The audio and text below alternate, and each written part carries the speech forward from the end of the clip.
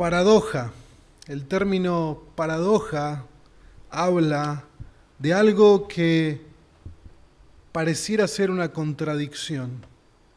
El término paradoja nos habla acerca de algo que lógicamente pareciera que no es compatible. Nosotros podríamos pensar en paradojas que son refranes digamos, del conocimiento popular, como en casa de herrero, cuchillo de palo, ¿no? Es una paradoja graciosa, natural, que la hemos usado muchas veces.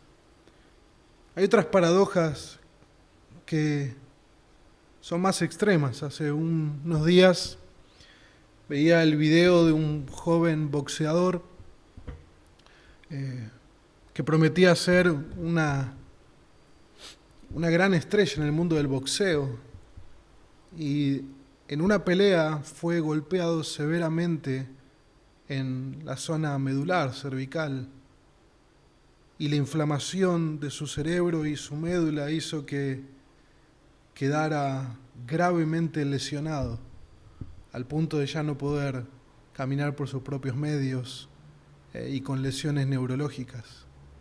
Eso es una paradoja, pero mucho más grave, ¿verdad?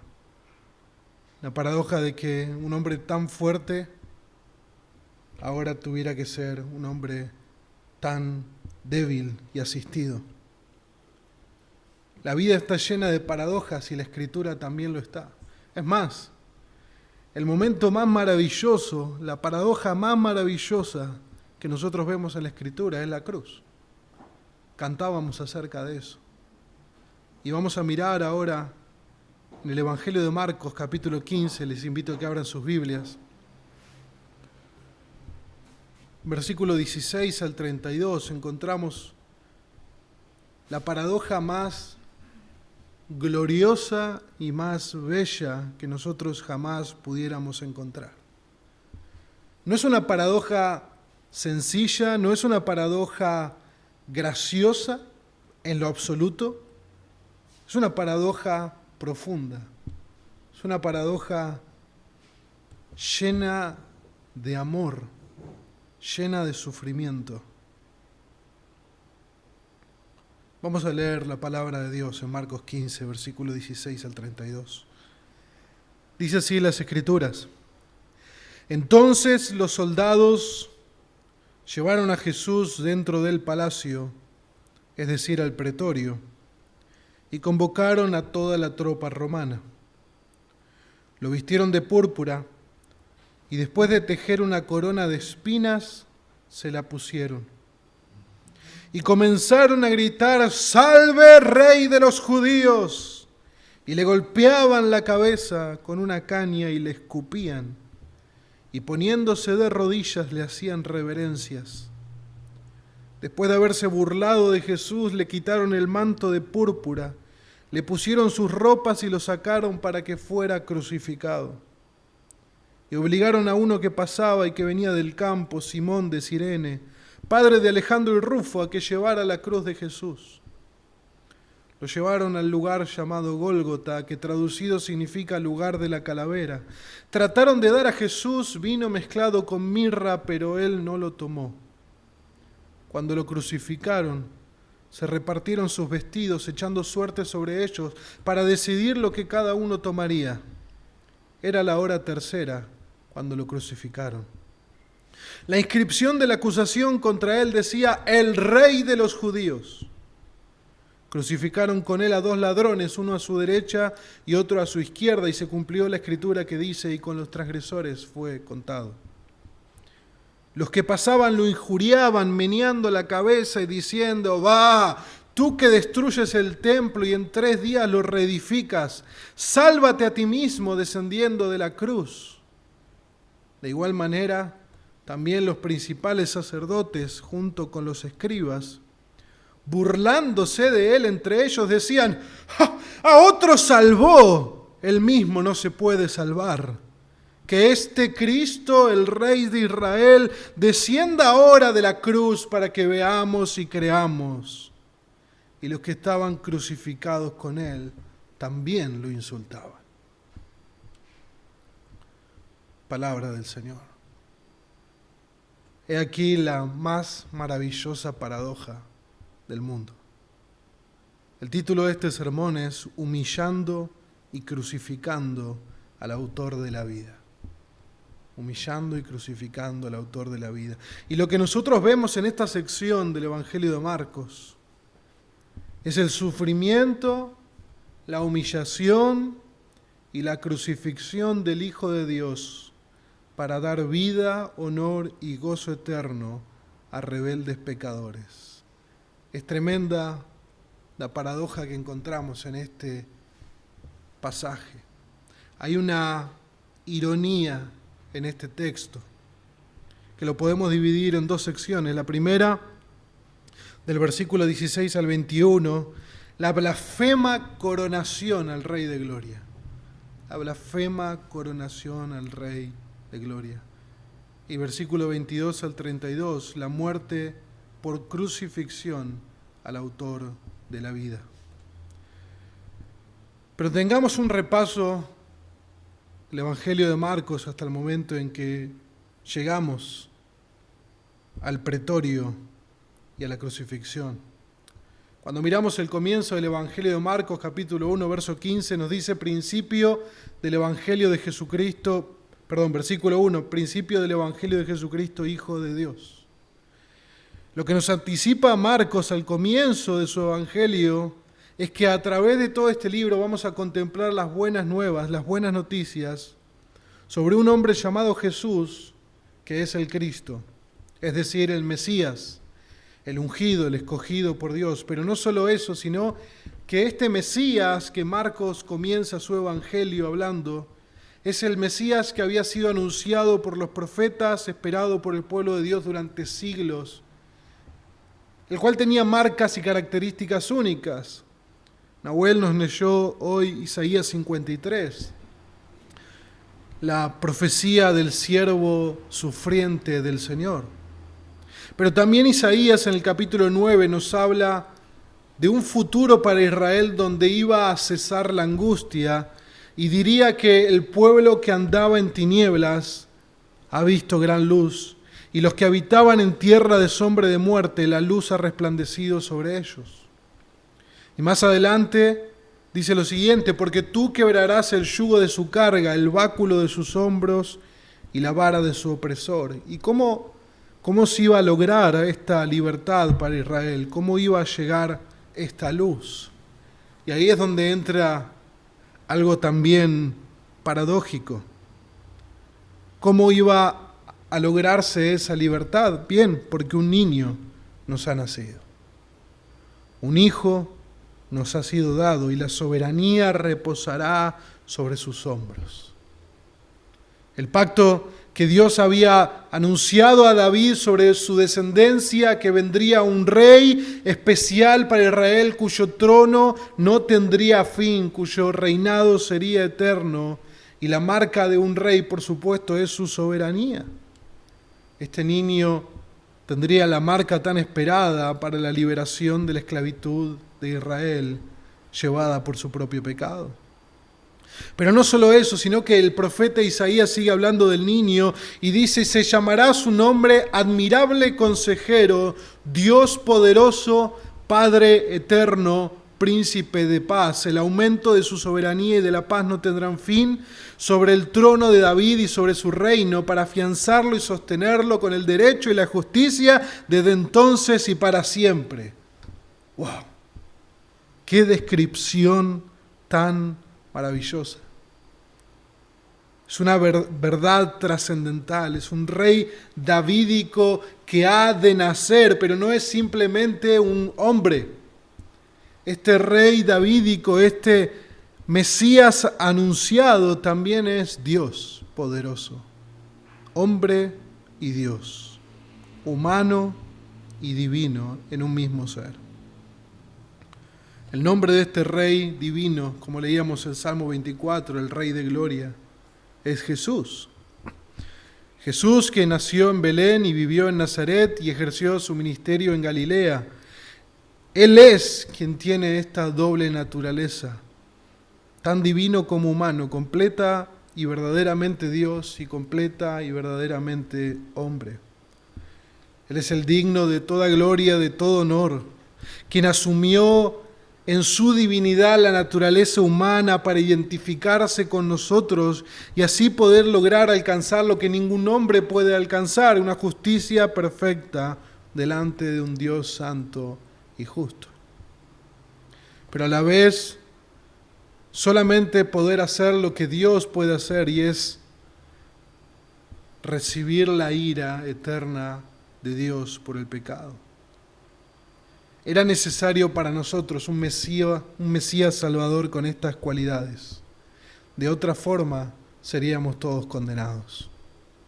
Necesitábamos un hombre, un nuevo Adán que se identifique con nosotros, pero a la vez que no peque, pero a la vez que pueda soportar el juicio de la ira de Dios por nuestros pecados.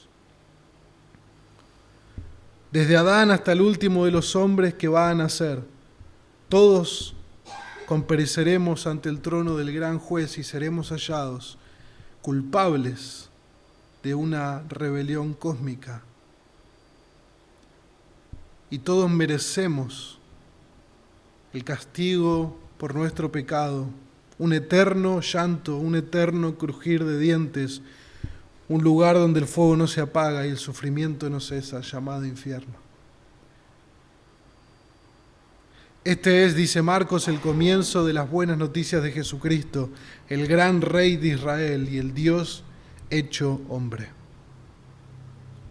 Pero a medida que avanzamos en el Evangelio de Marcos, no vemos que el pueblo de Israel está pensando lo mismo acerca de Jesús. Vez tras vez vemos el rechazo a Jesús, la incredulidad acerca de quién es Él, no solo en el pueblo, digamos en el pueblo ignorante de las Escrituras, sino también en los principales líderes religiosos, en los que representan a Dios, en los que enseñan al profeta Isaías, en los que enseñan la ley de Moisés. Ellos serán los principales enemigos de Jesús. Y así cumplirían las palabras del mismo Isaías al describir al siervo sufriente que leímos hoy. 53:2, despreciado y desechado entre los hombres, varón de dolores experimentado en quebranto, y como que escondimos de él el rostro, fue menospreciado y no lo estimamos. Tal es la incredulidad y el rechazo del pueblo y sobre todo de los líderes religiosos que van a buscar sobre todas las cosas darle muerte. Y luego de planearlo y de buscar el momento, lo podrán hacer en la fiesta de la Pascua. Usarán la traición de Judas para lograr apresar a Jesús en el Getsemaní durante la medianoche, el día de la última cena. Lo llevarán maniatado a casa del sumo sacerdote para lograr encontrar o fabricarle alguna acusación que lo haga digno de muerte. Luego del engaño de testigos falsos, maltratos, golpes, escupidas, lo acusarán de blasfemia cuando Jesús declare que Él es el Cristo, el Hijo del Dios bendito. Lo entregarán a Poncio Pilato, el gobernador romano, ya que los judíos legalmente no pueden dar muerte a nadie. Pilato es el único que puede declarar que alguien merece la crucifixión. A lo que Pilato no encuentra ninguna falta en él que sea digna de muerte, pero por la presión de las multitudes decide liberar a Barrabás, un sedicioso, un rebelde, y entrega a Jesús a ser azotado y crucificado, al gran Rey de Israel y al Dios eterno hecho hombre. Por eso es que cuando llegamos a este texto, vemos el sufrimiento y la humillación y la crucifixión de Jesús. Versículo 16. Entonces los soldados le llevaron dentro del palacio del pretorio y convocaron a toda la cohorte romana. Jesús había anunciado a sus discípulos capítulos antes, en el capítulo 10, verso 33, «He aquí, subimos a Jerusalén y el Hijo del Hombre será entregado a los principales sacerdotes y los escribas, y le condenarán a muerte y le entregarán a los gentiles, y se burlarán de él y le escupirán, le azotarán y le matarán. ¡Wow! Esto es maravilloso. Creo que podríamos detenernos acá y simplemente admirar la soberanía y la providencia divina. En la soberanía de Dios, en el plan de Dios, en la providencia de Dios para nuestra salvación, cada ápice de la crucifixión estaba perfectamente planificado. Se burlarán de él, le escupirán, le azotarán y le matarán. La hora había llegado que Jesús había de ser entregado a los soldados gentiles para que se cumpla ese texto. Los soldados probablemente eran soldados sirios reclutados por el ejército romano. Recordemos que el imperio romano era un imperio muy extenso en esta época y era necesario que cada región romana tuviera un cuerpo militar extenso por causa de las rebeliones. Entonces, nosotros podemos pensar que estos soldados no tenían algo contra Jesús, porque no eran judíos, obviamente, y tampoco tenían ningún pensamiento religioso en contra de la persona de Cristo. Por lo tanto, nosotros podemos pensar que estos soldados que están burlándose de Jesús, lo están llevando a la crucifixión, simplemente están aprovechando una oportunidad más para burlarse de un preso para su propia diversión. Luego de haberlo azotado, dice el texto que se convocó a toda la cohorte romana. Una cohorte romana son unos 600 soldados aproximadamente.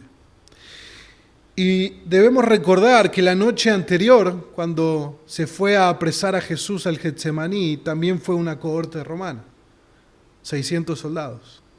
¿Se imaginan? 600 soldados más los asistentes del sumo sacerdote, etcétera, etcétera, todos para apresar a Jesús, a un hombre. Por eso cabe pensar que muchos de los que se están burlando ahora, azotando a Jesús, estuvieron la noche anterior en el Getsemaní. Para ellos, este presunto rey no era otro rebelde más que merecía ser tratado con desprecio y humillación. Versículo 17. Le vistieron de púrpura y después de tejer una corona de espinas se la pusieron y comenzaron a gritarle: «Salve, rey de los judíos». Le golpeaban la cabeza con una caña, lo escupían y se ponían de rodillas y le hacían reverencias. Si hay alguien al que toda rodilla se doblará, es ante Jesús. Y ahí vemos las paradojas que mencionábamos al principio. Cómo en medio de toda esta confusión, en medio de estos soldados golpeando, coronándole de una manera blasfema a Jesús con una corona de espinas y haciéndole reverencias, un día harán reverencia ante Él. Esperemos que muchos hayan creído en su anuncio. El César, normalmente el emperador romano, cuando él volvía de una victoria, se le hacían grandes reverencias y salutaciones. Se lo vestía de una capa púrpura. Se le coronaba con una corona de laureles, portando un cetro, y se proclamaba delante de él: «Ave César Imperator», «Salve César Emperador». Lo que están haciendo con Jesús es una parodia blasfema y humillante de una coronación, de una victoria. Lo que obviamente ellos no saben es que Jesús por medio de eso está alcanzando una victoria que ellos no se imaginan. Pero vemos cómo Dios, a través de la humillación y la aparente derrota de su Hijo, está alcanzando la gloria y la victoria por medio de la cruz. Mateo dice, y desnudándole le pusieron encima un manto escarlata. Era probablemente un manto gastado de los soldados que formaba parte de su uniforme. Herodes había usado una vestidura real para burlarse de Jesús, pero esta capa que le pusieron a Jesús muy probablemente le habría hecho doler muchísimo. Debemos pensar en el primer siglo y lo que significa los azotes romanos y lo que significa luego la crucifixión. Estamos hablando de que probablemente toda su espalda estaba lacerada por causa de los azotes. Y colocar una capa encima de él y empezar a golpearle y coronarlo de una espina provocaría dolores tremendos en sus heridas.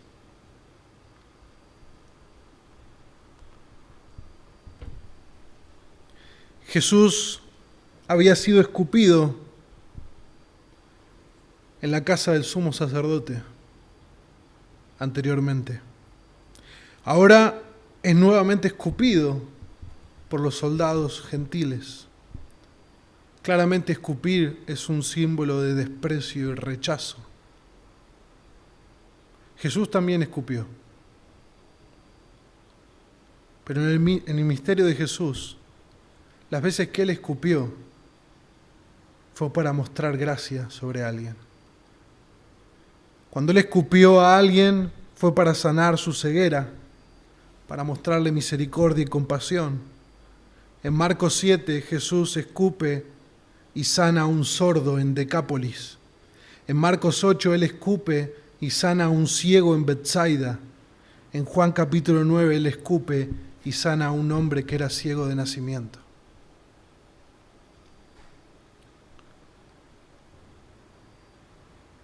Y ahora Él es escupido en rechazo y burla, en humillación y sufrimiento. Qué glorioso es nuestro Dios. Y qué malvados somos los hombres. Versículo 20, y después de haberle burlado, le quitaron la púrpura, le pusieron sus ropas y le sacaron para crucificarle.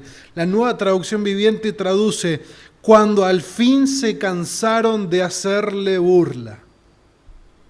Le quitaron la capa, le pusieron las ropas y lo sacaron para crucificarle. Para un judío, la desnudez total era una afrenta terrible. Para cualquier judío. Y probablemente el que le devolvieran las ropas a Jesús significaba una especie de condescendencia de los romanos con la cultura judía. Hay toda una ironía de Marcos en esta sección. Porque recordemos el principio, Marcos y la audiencia de Marcos sabe que Jesús es el Mesías. La audiencia de Marcos sabe que Jesús es el Rey de la gloria. Nosotros que estamos leyendo Marcos sabemos que Él es quien dijo ser. Por lo tanto, toda esta humillación que Él está pasando y todo este sufrimiento nos tiene que hacer meditar en el costo de la cruz, en el costo de nuestros pecados. Versículo 21, y obligaron a uno que pasaba, que venía del campo, a Simón de Cirene, padre de Alejandro Rufo, a que llevara la cruz. Aún en un momento como este, de tanta humillación y sufrimiento, hay un vislumbre de la gracia de Dios. Tenemos un judío nativo de Cirene, que es el norte de África, alguien que seguramente había venido para observar la ley, para guardar lo que Moisés había mandado, de que en el momento de la Pascua todos los varones judíos debían volver a Jerusalén a ofrecer sacrificio. Él pasaba por ahí y fue reclutado por los soldados romanos a que cargara la cruz de Cristo. Debido a la condición de Jesús, nosotros debemos pensar que Jesús no durmió esa noche.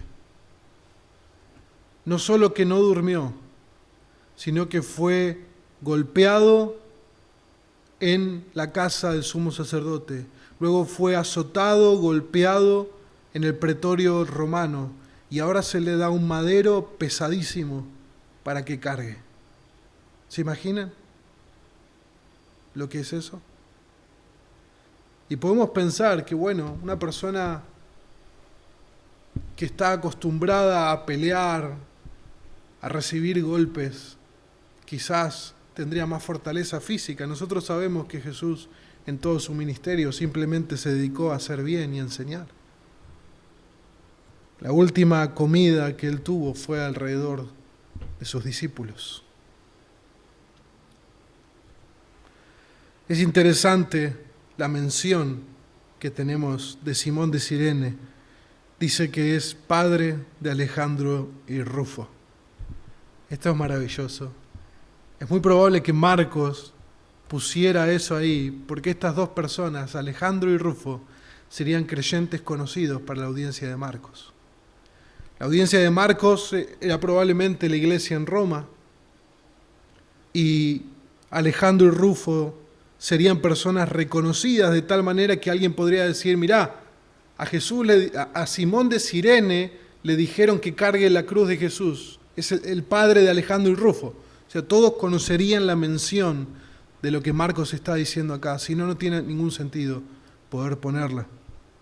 Cuando nosotros vemos la carta de Pablo a los romanos, al final, en el capítulo 16, versículo 13, dice, saluden a Rufo, escogido del Señor, y también a su madre y mía. Una idea de cercanía, ¿no? de corazón. La coronación que estos soldados gentiles habían parodiado a modo de burla y humillación para un Jesús azotado, ensangrentado y sufriente era, como hablamos al principio, una blasfema coronación al Rey de la Gloria. Pero luego, versículo 22 en adelante, vamos a ver entonces la muerte por crucifixión al autor de la vida. Llegaron al Gólgota, al lugar de la calavera. La palabra Gólgota es la palabra aramea para calavera, siendo la palabra Calvario la palabra latina para calavera. Este era un lugar afuera de la ciudad de Jerusalén donde se realizaban públicamente las crucifixiones. Es interesante siempre recalcar que las crucifixiones tenían un doble propósito.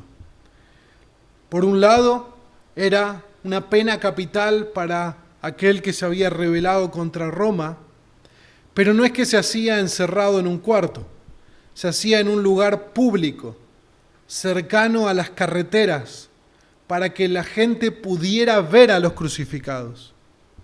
Si nosotros estuviéramos en el primer siglo y anduviéramos por Jerusalén en los días de la Pascua, pudiéramos ver las cruces al costado del camino, o en este caso en el Monte Calvario, ver 3 hombres que están siendo crucificados, como relata el Evangelio. Era una advertencia para todos aquellos que se animaban a desafiar el poder de Roma. Versículo 23. Y trataron de darle vino mezclado con mirra, pero él no lo tomó. El vino mezclado con mirra era un calmante natural que se les daba a aquellos presos que estaban en una situación tan descabellada como la cruz, y era para aliviar su dolor, era para darles un alivio en medio de tanto sufrimiento. Era normalmente dado por mujeres piadosas de Jerusalén, personas que se apiadaban de aquellos que estaban en ese tal sufrimiento y les acercaban vino mezclado con mirra para poder calmarlos. Pero Jesús rechazó ese aliciente. Jesús fue a la cruz plenamente consciente del sufrimiento que estaba experimentando y de la ira de Dios que experimentaría en esa cruz en lugar de los pecadores. Luego el Evangelio nos habla de que repartieron sus vestidos y luego lo crucificaron a la hora tercera. La hora tercera a las 9 de la mañana. Jesús fue llevado a las 9 de la mañana a la cruz y él murió al mediodía, a las 12. Los escritores de los evangelios claramente no dedican todo el tiempo necesario para relatarnos qué significa la cruz. Los escritores de los evangelios están escribiendo a la audiencia de ese siglo. Por lo tanto, todas las personas que están leyendo Marcos comprenden perfectamente de qué están hablando cuando hablan de una crucifixión. El punto es que por una brecha de tiempo no todos nosotros sabemos qué significa una crucifixión, más allá de la imagen que tenemos tradicional de ver a Jesús colgado en un madero. Los romanos aplicaban este castigo a los esclavos o a los que habían cometido crímenes atroces o rebeliones contra el Imperio Romano.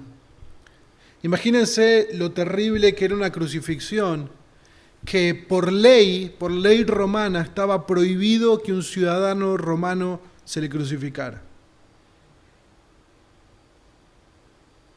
En el año 7 después de Cristo, un procurador romano de Judea había mandado a crucificar a 2000 rebeldes.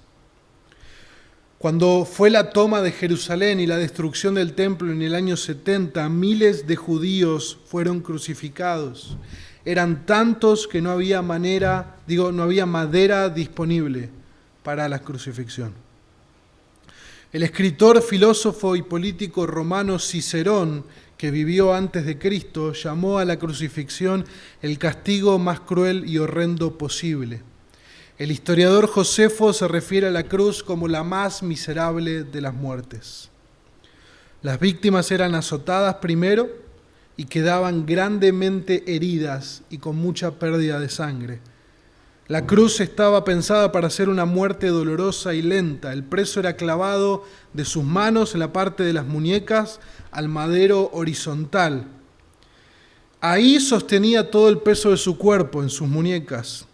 Luego los pies del preso eran clavados atravesando ambos pies hacia un taco de madera que también le servía al preso porque sus rodillas quedaban flexionadas y por la posición de sus brazos el diafragma quedaba contraído y la única manera de respirar era que el preso hiciera fuerza con sus piernas sobre ese taco de madera para poder tomar aire, lo que llevaba a un gran dolor. Cada respiración era un gran dolor agudo por la madera en la espalda, por los clavos en los pies y en las manos. Al final, el preso era dejado ahí para que muera en agonía y morían por asfixia, porque llegaba un momento que el dolor y el cansancio era tan grande que ya no podían estirarse para volver a tomar una bocanada de aire y morían.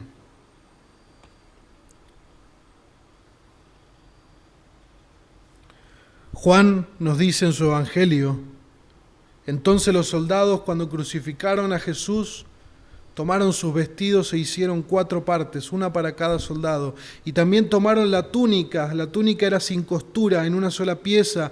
Por tanto se dijeron unos a otros: no la rompamos, sino echemos suerte sobre ella, para ver de quién será, para que se cumpliera la escritura. Repartieron entre sí mis vestidos, y sobre mi ropa echaron suertes. Y eso se cumplía lo que el Salmo 22 anunciaba en el versículo 16 y 18. Porque perros me han rodeado, me ha cercado cuadrilla de malhechores, me horadaron las manos y los pies.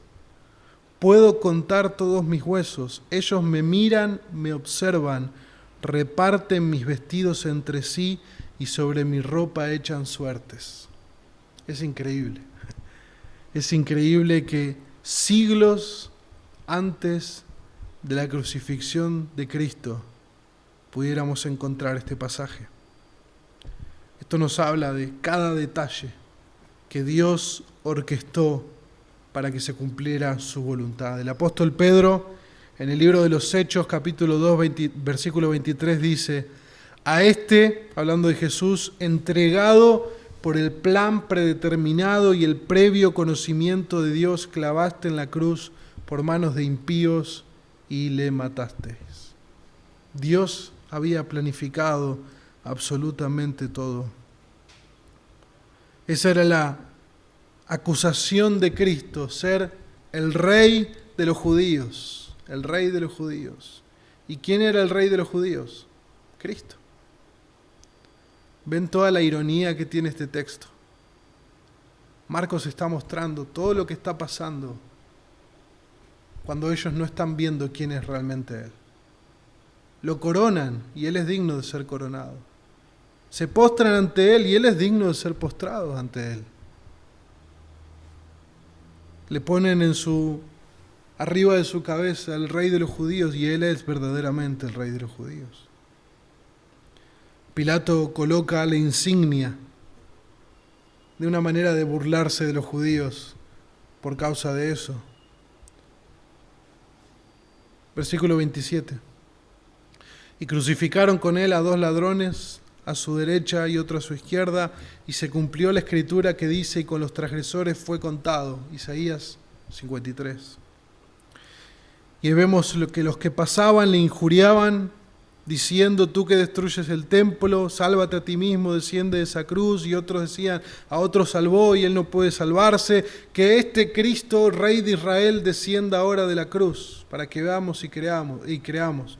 Y los otros crucificados también le insultaban. Es una escena fuertísima. Acá vemos hasta qué punto llega la humillación, la blasfemia, el sufrimiento, la violencia que experimenta Jesús aún en el mismo momento de estar crucificado en el madero. Y nosotros no vemos a Jesús en ningún momento responder a esto, ¿verdad? Jesús no está en la cruz diciendo, sí, soy yo, bájenme, yo soy el Cristo, yo soy su Mesías. Jesús no está evitando la cruz y uno puede preguntarse, ¿por qué? Imagínense que uno no conociera nada y le cuentan esto y dice, ¿pero por qué? ¿Por qué no está evitando la cruz? Bueno, básicamente porque no hay otro camino por el cual Él pueda salvar a su pueblo. 3 grupos de personajes siguen humillándolo en el momento en que Él está en la cruz. Por un lado, los que pasaban. Siempre hay alguien que está pasando y se ve luz y entra y se mete en lo que está pasando. Los que pasaban en medio de este espectáculo público y las multitudes que había en Jerusalén, había algunos que pasaban y antes proclamaban, bendito el que viene en el nombre del Señor, y ahora lo blasfeman diciendo, vos dijiste que, vamos a decirlo un poco en argentino, ¿no? Vos dijiste que ibas a destruir el templo y lo ibas a construir en 3 días. Bajá de la cruz entonces, salvate a ti mismo, si tenés tanto poder, ¿no? La Nueva Traducción Viviente dice, pero mirate ahora, dice. Dijiste que ibas a destruir el templo y a reconstruirlo en 3 días. Muy bien, salvate a ti mismo, bajate de la cruz. La Biblia textual dice que los sacerdotes y escribas que se burlaban decían, a otro salvó, obviamente con ironía. A sí mismo no se puede salvar. El Mesías, el Rey de Israel, que baje ahora de la cruz para que veamos y creamos. Fíjense que todos los títulos que le están adjudicando a Jesús en toda esta sección de la pasión de Cristo en los evangelios son ciertos. Todos los están usando con ironía. Todos son verdaderos. Cuando están en el patio del sumo sacerdote, me fui a capítulo 14, versículo 6. El sumo sacerdote le dice, ¿eres tú el Cristo, el Hijo del bendito? Y Jesús le contesta, yo soy, y verán al Hijo del Hombre sentado a la diestra del poder y viniendo con las nubes del cielo. Una referencia a Daniel, al Hijo del Hombre. Es Él, todo el tiempo es Él. Todos los títulos, la ironía y de lo que lo acusan, todo es cierto. Él es el Dios bendito. Él es el Mesías, el escogido de Dios, el Rey de Israel. Él es la promesa que se le hizo a David. Él es la promesa que se le hizo a Abraham. Y en tus simientes serán benditas todas las familias de la tierra. Pero esto está pasando porque también fue anunciado por el Señor. Incluso los que están al costado de Él en las cruces también lo insultan. También lo insultan. Aquellos que están compartiendo la agonía de la muerte, la agonía de la cruz. Recuerden lo que acabamos de mencionar. Esta gente, hablar les costaba dolor. Y están utilizando el oxígeno que pueden juntar a pesar de su dolor para insultar a Jesús. Marcos no se enfoca a eso. Marcos está enfocado en la humillación de Jesús. Pero Lucas nos cuenta que uno de esos crucificados se arrepiente. Lucas nos cuenta que Jesús le dice a uno de ellos: hoy mismo estarás conmigo en el paraíso. Fíjense toda la bondad de nuestro Señor. Pero Marcos se enfoca en la humillación de Jesús, porque como habíamos visto en su momento, el propósito de Marcos es mostrar a Jesús como el siervo sufriente del Señor, como aquel que sufre por causa de nuestra salvación. Todos apuntan a la cruz con insultos, burlas, mentira, engaño y blasfemias. Cuando nosotros decimos la palabra blasfemia, ¿por qué utilizamos esa palabra? Marcos la está utilizando todo el tiempo. Injurias, blasfemias. Son palabras en contra de Dios. Marcos está viendo claramente quién Jesús es. Entonces, cuando él ve a los que los insultan, él utiliza esta palabra blasfemia, porque es contra Dios quienes que están actuando y están insultando. ¿Quién yace colgado del madero? El autor de la vida, el Hijo de Dios. Marcos hace un énfasis en el rechazo, la humillación de Jesús.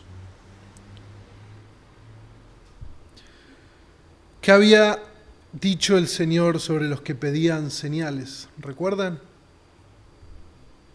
Ahora le piden: desciende de la cruz para que veamos y creamos. Veamos y creamos. ¿Cuántas cosas hay en esta sección? Pero Jesús había dicho que no tendrían ninguna señal los que pedían señales. ¿Por qué pide señal esta generación? Dijo Jesús en Marcos 8. En verdad os digo que no se le dará señal a esta generación. Ellos mismos luego de 3 días tendrían una señal más grande de la que jamás fue dada. Ante la resurrección de Jesucristo de la misma muerte, ellos no iban a creer. Jesús resucitó entre los muertos y no creyeron. Bueno, ahí tenían la única señal que necesitaban: creer en la resurrección. A otros salvó, a sí mismo no se puede salvar. ¿Por qué Jesús, teniendo el poder para librarse de aquella hora, no lo hizo? ¿Por qué escogió sufrir físicamente la muerte más horrorosa jamás experimentada? ¿Por qué decidió beber la copa de la ira de Dios, siendo Él perfectamente justo e intachable? Un pecador como Sansón, cuando era burla de los filisteos y se divertían a costa suya, clamó a Dios y le fue dado el espíritu y la fuerza para destruir aquel lugar y matar a todos sus enemigos. ¿Cuánto más no se le concedería al mismísimo Hijo de Dios perfecto y santo en aquella hora? 12 legiones de ángeles descenderían al susurrar la más suave orden y podrían destruir toda la ciudad en un segundo y liberar al rey de la burla y la humillación. Jesús lo dijo anteriormente, se lo dijo a Pedro, se lo dijo a Pilato. Estamos hablando del Dios creador. Jesús es el agente por lo cual todo fue creado, por Él y para Él. Jesús pudiera haber simplemente pensado y hubiera destruido a todos sus enemigos. Hubiera podido destruir a todos los que estaban causándole dolor. Pero no lo hizo. Había otro propósito para la cruz. Era Dios mismo quien se estaba ofreciendo en la cruz. Los judíos pensaban que estaban llevando este blasfemo a la cruz. Los romanos pensaban que estaban llevando a un rebelde a la cruz. Y era Dios mismo llevándose a sí mismo como un cordero llevado al matadero. Él mismo entregándose, siendo coronado de espinas. Piensen,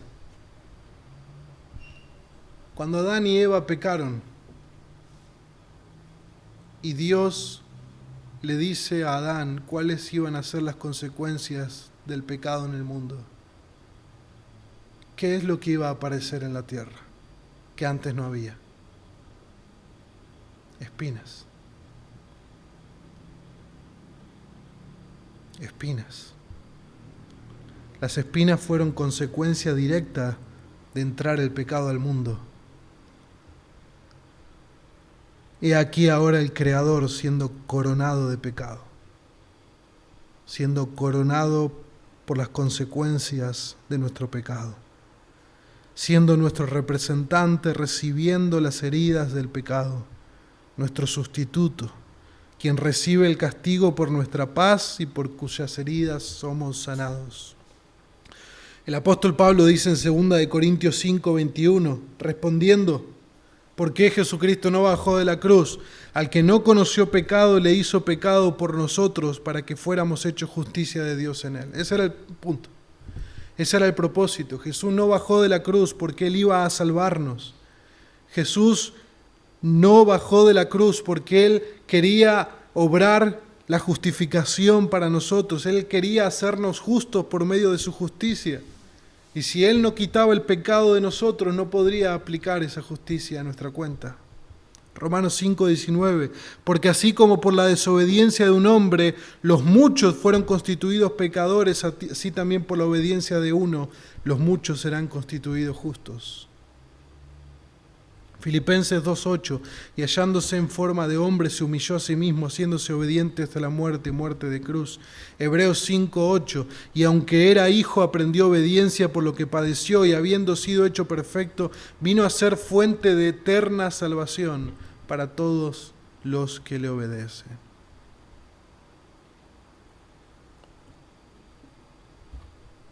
Si hay alguien que está escuchando este sermón y no es creyente o tiene dudas de que realmente lo sea, arrepiéntate y cree. Mira a Jesús muriendo por los pecadores. No busques señales en tu vida como los líderes religiosos incrédulos que querían que Jesús les haga una señal para creer. Vean a Jesús como el único camino de salvación de la ira y el justo juicio de Dios por el pecado. Fuera de Cristo no hay salvación. Jesús murió en la cruz para que todo aquel que en Él crea no se pierda, mas tenga vida eterna. Pero si ya estamos en Cristo, seamos cautivados por el amor que Cristo derrama en la cruz por cada uno de nosotros. Claramente el amor de Dios es algo extraño para pecadores como nosotros. Pensar que el ser más glorioso que existe haya decidido humillarse hasta lo sumo, haya decidido padecer semejante burla, ser escupido, humillado por amor a nosotros. Que no solamente por amor a nosotros como si fuéramos neutrales, sino por amor a pecadores rebeldes. Él escogió el camino de la humillación para darnos un camino de honra. Él escogió un camino de vergüenza para darnos un camino que nos dé valor y significado. Él escogió el camino de la muerte para darnos un camino que nos dé vida. Esa está la paradoja de la cruz. Lo que pareciera que fuera una contradicción. Pero ahí vemos el amor de Cristo. Él fue nuestro sustituto para que no vivamos más para nosotros mismos ni para el pecado. Él es el Rey de nosotros y nosotros somos sus esclavos, sus súbditos. Él es quien debe dirigir mi vida y es una aplicación práctica. Jesús debe dirigir nuestra vida completamente y yo debo seguirle con mi disposición a cargar la cruz y a morir por Cristo para que Cristo sea quien viva en mí. Nosotros no obedecemos para alcanzar el amor de Cristo. Obedecemos porque somos objetos del amor de Cristo, porque fuimos hechos objetos de una salvación eterna que aún espera el cumplimiento pleno en el futuro. Alguien dijo, todavía ni hemos empezado a vivir plenamente. Debemos reconocer que no somos de este mundo y que estamos como peregrinos y extranjeros, que debemos vivir para la gloria de Dios. Spurgeon dice lo siguiente: ¿cómo puedes decir que le amas cuando tu corazón no está con Él?